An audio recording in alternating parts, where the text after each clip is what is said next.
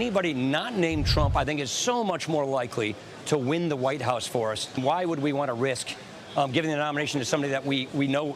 We haven't lost, my party hasn't lost this much this fast than we had with Trump. We lost the House, the Senate, and the White House in the span of 2 years. I don't want to repeat that. I want to win. You may recognize that person, former House Speaker Paul Ryan, Republican, Wisconsin. He was also Mitt Romney's running mate. He also said in that interview, quote, anybody not named Trump, unquote, has the best chance of winning the White House in 2024. I want to bring back in CBS News political correspondent Caitlin Huey-Burns here with me at the big, shiny table. So Paul Ryan had, I think it's fair to say, and it's accurate to say, a tumultuous relationship with President Trump when he was Speaker of the House and trying to guide the president's agenda. They actually worked together, collaborated on the big tax cut and other things. So they got things done.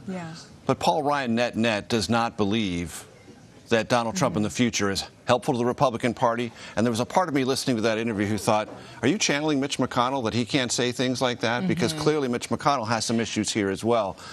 Is this the establishment trying to use a phrase I used with Ed O'Keefe, claw something back? Yeah, I was going to say, this is spoken from someone who has the luxury of saying this out loud, and also seems to be very much enjoying his life outside of politics. But, you know, he has a point, which is that in 2020, Donald Trump lost. Republicans actually gained seats in the House. That's why the margin in the House is so small, and why Democrats are at risk of losing it this time around.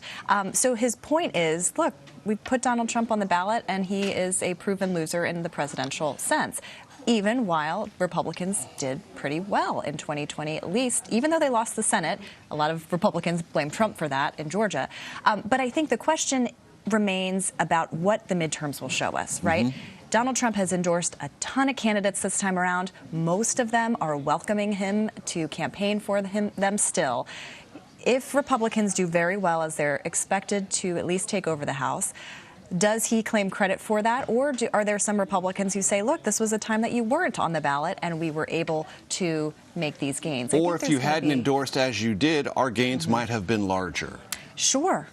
That's another, right. I mean, that's another thing to consider, and especially if there are situations where the tickets are split, you know, governor versus senator. I think there are going to be a lot of data points to collect, and it's not clear, obviously, what the answer will be.